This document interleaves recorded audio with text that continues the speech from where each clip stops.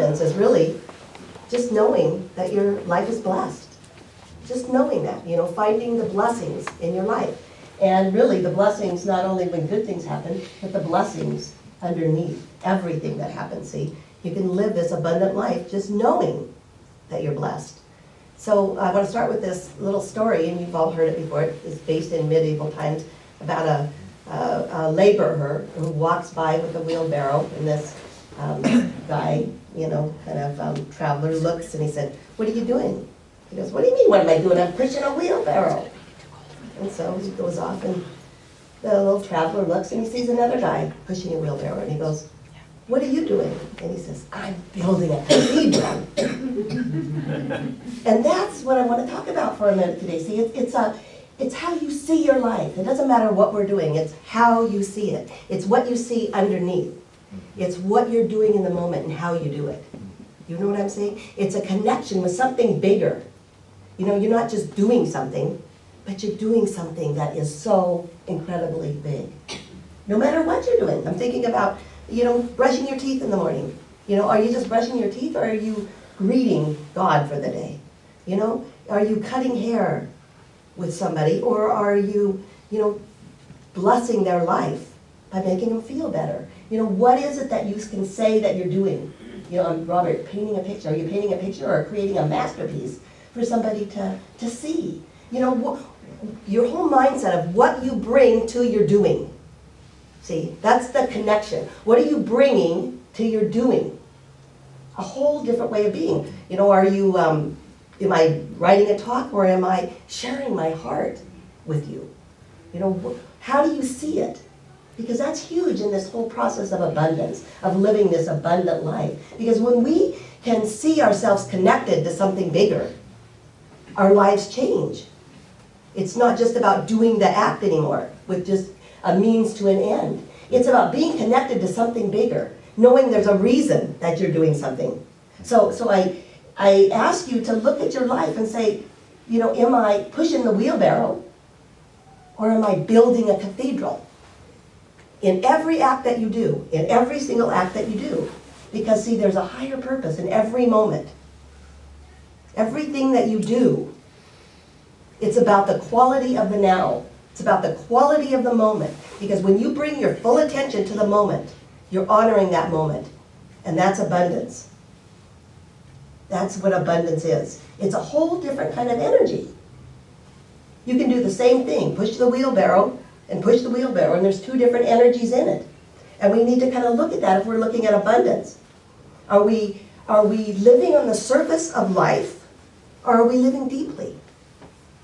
Our lives go by so quickly. And to really experience life and to live deeply is so important. Not stay on the surface, on the shallow end of life. And we do that by getting deeper, deeply connected to something bigger. And that something bigger is our source of where we came from. See, the journey of abundance is really about that. It's a journey. It's not just being abundant. It's not a condition. It's about this journey of abundance. And it's about knowing our source. Knowing your source. When you know your source, you're abundant. Just like I was thinking about it, we know where water comes from. We go to a tap, we get water. Where does your abundance come from? It comes from the source. When I say source, I'm not speaking about a God out there. I'm talking about a God, could be a God out there too. But the God inside here, your source is the divine part of you. And that's where your abundance comes from. It's about experiencing the miraculous.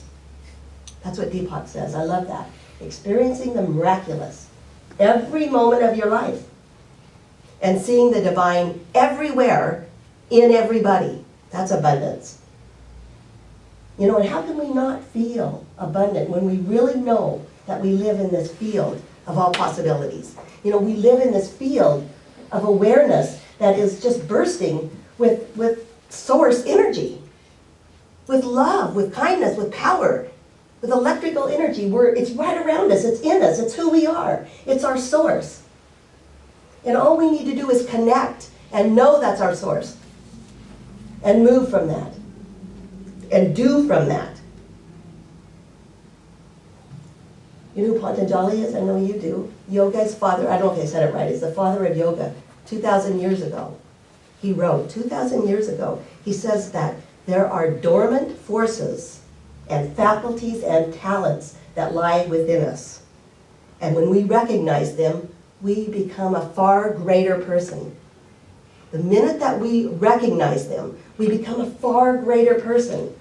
So I got to thinking about, that's incredible to me. All we have to do is really recognize what's inside of us and know it. And there's a new energy that comes through. And I'm thinking about how out of nothing comes something. Does that make sense to you? Out of nothing comes something. I'm thinking about like this little acorn that turns into an oak tree. Inside the acorn is an oak tree. Think about that. I mean, I remember looking at acorns when I was a kid. I mean, and imagining out of this big, huge oak tree comes. What comes out of you? What is inside of you that is so powerful?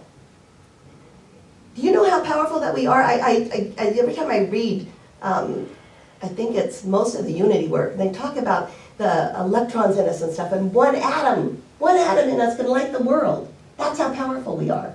Can scientifically light up the world. That's how powerful we are. There's something in us called, that scientists sometimes call the future pole of our DNA, which kind of pushes us forward. And I'm thinking what that is a yearning to know our wholeness. See, and when we don't know our wholeness, we feel lack. And with this future pull, it's something that pulls us. I want to know my wholeness. I want to know God. I want to be connected. And the moment we start to get connected, our abundance starts to flow in our life. We start to feel like it's all around us. Our friends, there's more friends. There's more love. There's more of everything. And it starts here. It starts with recognizing and knowing it. It's a yearning for wholeness. It reminds me of the story of, what's your name? Judy. Judy tells us, about the story.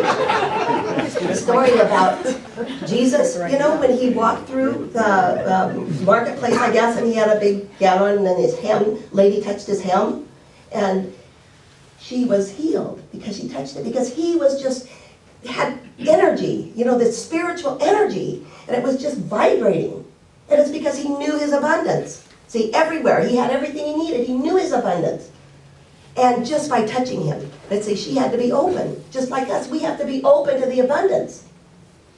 We can't be closed. This lack thinking. We have to be open to it. Wow, there are so many possibilities. Every time I hear the word possibilities, that's why I like Deepak's work, because he's always talking about this field of possibility and this field of probability. It's like all we have to do is connect to it in our lives, just change. I know that to be true. I can lay there in bed at night and just feel kind of blah until I start thinking.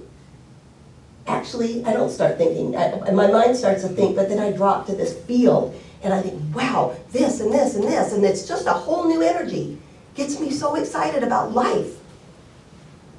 And I think about the possibilities that all are right there, and all we need to do is think and then drop to our heart and experience them. Wow, we can tap into that field of abundance anytime by dropping to our heart. That's our source energy. See? That's our source. Your source isn't out there. Your source isn't money. Your source isn't the bank. Your source is nothing other than what's inside of you. The divine part of you is your source. And when we get that enough, there isn't anything that we can lack. We don't lack anything, But see, we become disconnected. Why? I don't know. I think it's ego. I think that's what it is. I think that it's our ego that gets us in this space of not thinking that we're good enough, right? And we start to identify with, I am. I am what I have. I am what I do. I am what others think of me. You got that problem? Sometimes what others think of you matters more than it needs to. That's ego. And you think you're separate. When we think we're separate from each other, and we think we're separate from God, that's ego. And that's lack thinking. That's scarcity thinking. The minute we go there, everything closes up. See, it's a closed state of being and an open state of being. And the minute that we drop to the heart and we focus on source, our field opens up and we start to connect. We start to connect. So it's a whole process of kind of mental house cleaning, really, you know, of lack thinking. I can't do this. You know, when your ego gets here, drop it. Drop down to the heart. Fillmore says our minds and our cells, even our cells of our bodies, are loaded with thought. Are loaded with thought. And they create. They create. Here's the quote I was saying. Each of us have enough energy in us to run a universe if we knew how to release and control it. Release and control it. So I used prosperity. Judy and I went back to Unity Village many years ago and took classes on this. And Fillmore, I just loved the old guy. You know, he says, I fairly sizzle with zeal. You know, and he jumped up, he was 90-some years old, and he loved life. And he does use old ways of talking, kind of, you know, but when you really take it apart, it's like, wow. He says, when we think about the love of God drawing to us the substance, which is the energy of God, necessary for support and supply, the substance begins to accumulate all around us. And we abide in the consciousness of it. And it begins to manifest itself in all of our affairs. What he's saying is the love of God. That means think upon God, the love of life. God is life. The love of that, drawn to us, creates. We create by pulling it to us, by being in the field. Deepak Chopra says that the first step to an abundant life is to know that God is your source. Nothing is your source but God. Know that. And he says that the process of creation then, what do we do with that source once we feel that source? We use the mind to create. The mind creates, and the source from the source. And then the object is the physical thing that you created, your life. Whatever you created is your life. But it all came from the field of possibility, this field of vibrating love. Because that's what it really is. It's an openness, it's a love. And that's where it came from. And when we are aligned with the powers of the universe, we create at the highest level possible. We can create with our mind, can't we? We can create with our ego. You know, we can build churches with our ego. But when we build churches with something bigger, when we're connected, that's where the love is. That's where the connection is.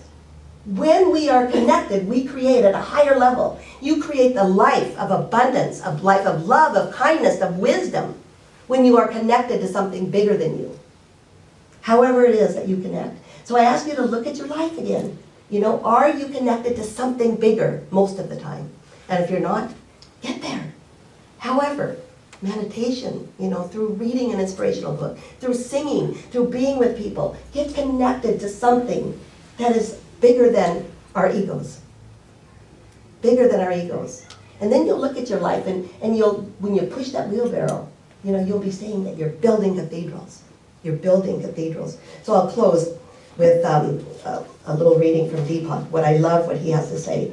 He says that, you know, even if we experience outside success, he's talking about being really successful outside, which you can be very abundant and be very successful too. So it's okay to be that way. I think that's wonderful. And what he's saying is, even with the experience of outside success, we will remain unfulfilled unless we nurture the seeds of divinity inside of us. In reality, we are divinity in disguise, and the gods and the goddesses in embryo that are contained within us seek to be fully materialized. True success is therefore the experience of the miraculous. It is the unfolding of the divinity within us. It is the perception of divinity wherever we go, in whatever we perceive, in the eyes of a child, in the beauty of a flower, or in the flight of a bird. When we begin to experience our life as the miraculous expression of divinity, not occasionally, but all the time, then we will know the true meaning of abundance. And that's my prayer for each of us, is that we know the true meaning of what abundance is. Thank you.